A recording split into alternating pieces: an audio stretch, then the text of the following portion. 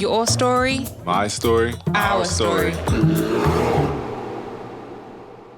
Okay, so moving forward, before we get to the book regarding the Israel-Palestine conflict, and for me, it's real esoteric, everything that's happened in the Middle East.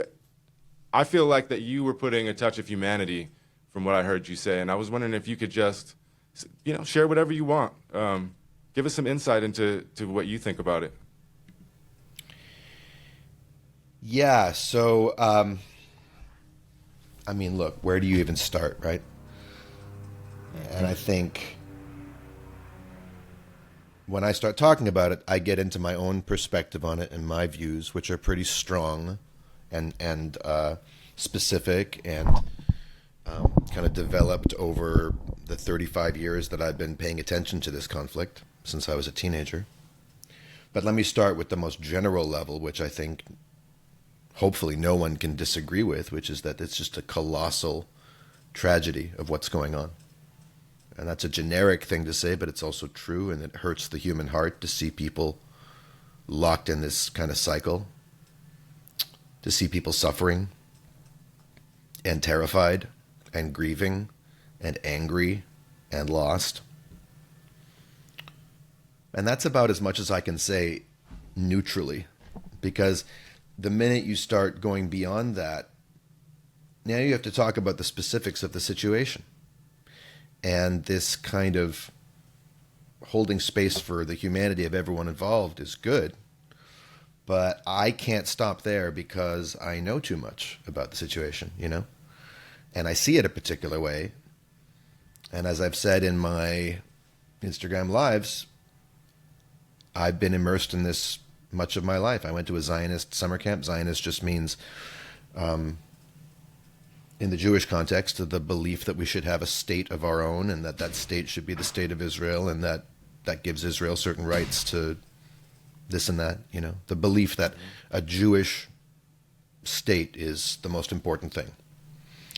And I grew up going to a summer camp and actually even being a leader in a summer camp that taught that, And I went to Hebrew school where we were taught the Israeli point of view, chapter and verse. And then I've done other reading that's brought me around to a position that says, there's a lot more to the picture than that. So based on that, I see the current situation, and this is not to justify anything. I'm not interested in moral justifications for individual actions. I want to look at systems. I want to look at the context in which things happen. And the context, the largest context I can look at it in terms of, it's not a religious war. It's not Jews versus Muslims. First of all, there's many Palestinians who are Christian too, but that's beside the point. It's not a religious war.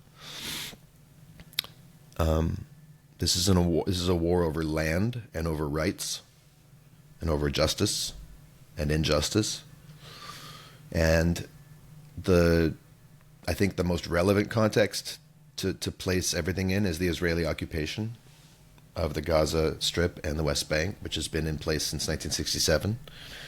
And then of course, the minute you say that, there's all kinds of more minute details like, well, didn't Israel withdraw in 2005? And I would say, well, actually no, maybe cosmetically yes, but technically no, or functionally no. But see, even the minute I open that can of worms, now I'm going on down that rabbit hole, and it's going to get above people's heads again. So people can go look at my brother's reporting, Daniel Maté on Substack and at the Gray Zone. You can look at my Instagram lives if you want more details. And there's lots of other people who are even more well-informed than us. Although I don't know if I'd put anyone more informed than my brother. He's pretty well read on this stuff. But the point is, there's been an uninterrupted pattern of domination and oppression by a powerful country over a people that have very little power. That's the simplest context I can put it in. And when it comes to the Gaza Strip, we're talking about an open-air prison, or what an Israeli sociologist once called the largest concentration camp ever to exist on Earth. So I feel like those are the facts that I have to start from, because they're just so irrefutable and they're so huge and they're so consequential. Everything that happens Like, that state of affairs is going to have a series of consequences, and we are living those consequences. Whatever you want to say about the brutal attack that Hamas perpetrated against Israel and killed a lot of innocent civilians, it's terrible. It's horrible. And it was a brutal jailbreak from a brutal imprisonment that's been going on for a long time, and that every single one of those people who committed those heinous acts were born in that prison camp and had never left it because they can't. So that's, for me, the starting place in terms of putting it in a context. And I've gotten a lot of really positive feedback, including from people who find it really hard to hear because they sympathize with Israel and with Israelis. I've gotten some angry feedback. People don't want to hear it. People who think I'm, mistakenly blaming Israelis, blaming the victim or justifying this or that. I'm not justifying anything. I'm trying to understand why things happen in a larger context, which in some ways is analogous to what we do in the myth of normal. What's the larger context for these disturbing things we're seeing? It's not whose fault is it, but what's the larger context? And besides the fact that I happen to be living in one country and from another country, both of which are giving their uncritical support to Israel militarily, financially, and crucially diplomatically. Joe Biden is in Israel right now saying Israel's done nothing wrong, and though we care about Palestinian lives, this is what you get when you mess with Israel. Basically, is what he's saying. He's giving them the green light. So given that I'm from these countries, and Canada and the United States, that call themselves democratic, well, if they're democratic, then it's the place of their citizens to speak first and foremost about what we can do about it and what we are doing about it, which is making it worse. So this is where I position myself as a Jew, as a North American, and as a human being. And I've just been, I'm glad you say that it feels like I'm humanizing it, because I'm not coming at it as some kind of credentialed expert. I just know some things. And I think there's a lot that goes on where people can end up feeling, I don't have the right to speak about it. I'm not an expert. And that, there's people who benefit from, not people, there are narratives that benefit from other people feeling unqualified to speak on something that's happening in their world. And I don't think anyone should feel so intimidated that they can't express an opinion. But yeah, if you're not sure about the facts, go do some research. Go look it up and look at a variety of voices. I think you said it perfectly. That's what you're doing when you're sharing your thoughts and your feelings about these things, is you're adding context. There is no, perfect truth for the matter. There's a context and a bunch of different contexts that we have to look at things through. And, it seems like in America or in the West or whatever, it doesn't seem like we're often divided, right, about whether it's a presidential candidate or left-right views. But even like Israel-Palestine kind of transcends the left-right somewhat. But why do you think it is that we're so far apart on so many issues? Whether we're talking about Donald Trump, some people say that he's the greatest person in the world. Some people say he's the devil. But then I see the same thing with Joe Biden. You either can only praise him or you can only criticize him. And then the same thing, and I haven't been, I'm so busy right now, I haven't been following the Israel-Palestine conflict recently, to the level that some other people have. But still, what I see from other folks is this huge divide where nobody wants to listen to the other. I shouldn't say nobody, but many folks don't want to listen to the others, to another perspective, another context. Why do you think we're like that? How do you think we got here to that in America, to where we can't take in another context, we can't listen to another's perspective, we can't look inward and challenge our own views and our own beliefs? Well, that's such a huge and profound question. I would really take some reflection on my part. How did we get here? It's a cultural-wide phenomenon, which means it's not personal. I think it comes from different directions. It's certainly always been the case that from the point of view of the powers that be that create propaganda, they don't want people to be thinking critically. That's always been the truth. That's always been the way it is. And whatever the government is doing, whether it's economic policy or, like what we're spending money on and not spending money on, whether we're spending money on locking poor people up for using mild drugs that slightly alleviate the misery of living in and the alienation of living in the system that the powers that be have created. And when I say powers that be, people shouldn't hear this as some kind of conspiracy theory. There's just certain powerful sectors in our society: the military-industrial complex, the banks, big pharma, the media. Like this, it doesn't take a conspiracy theory to point out that certain groups benefit. And when I say groups, I just mean sectors of the economy. I'm not talking about this religion or that kind of people or whatever. It's not about that. It's about, as Bill Clinton said, it's the economy, stupid.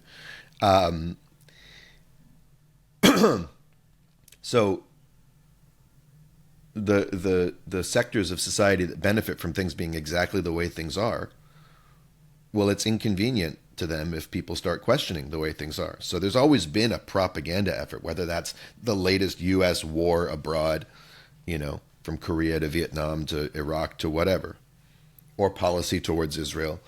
So that's just always been the case. I do think things have been accelerating in terms of the inability to have dialogue with people in the past 10 years, let's say. Certainly, in the last 20 with the consolidation of media, right? Matt Taibbi wrote a great book about this called Hate Inc., just about how the different media companies, Fox, MSNBC, they all benefit from a polarized environment because now they have their siloed audience and the other ones has theirs, and dividing and conquering, right? People blaming each other. You're always going to tune in for red meat it's a lot more, you can do a lot more impulse buying and impulse clicking when you're doing it from a place of rage and reaction and emotion than when you're thoughtfully looking for a nuanced perspective, right? So you can pander to people's emotions that way, and people are hurting. People are hurting deep down. And the media and politicians know how to play to that. And I would say specifically, you mentioned Donald Trump. In the past 10 years, Trump is the most polarizing figure in American politics since, I don't know, Joseph McCarthy or something. And I would say that both sides have used his presence to exacerbate a culture war, which is now about what kind of person are you? Are you a good person? Are you a bad person?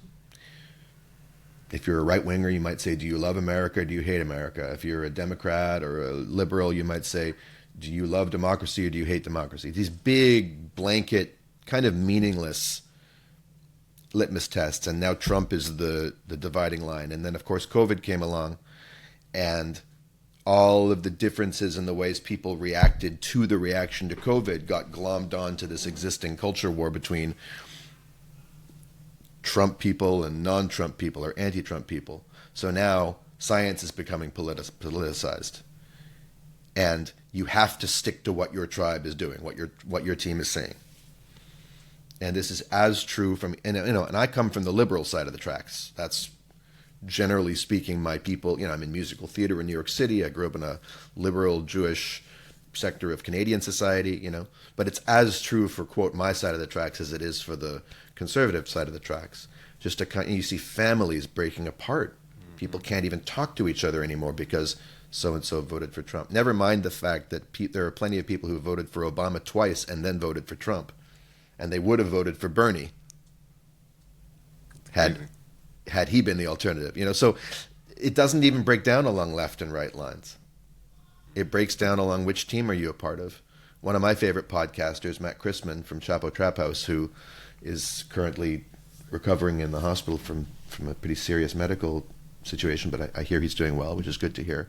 But he once said it's basically the dividing line is between people who went to certain kinds of colleges and certain people who didn't. So it's either the don't be a pussy party or don't be an asshole party, which is a very crude way of putting it. But the Democrats are the don't be an asshole party. Be nice to people, be virtuous, so on and so forth. And Trump is bad and mean and all that.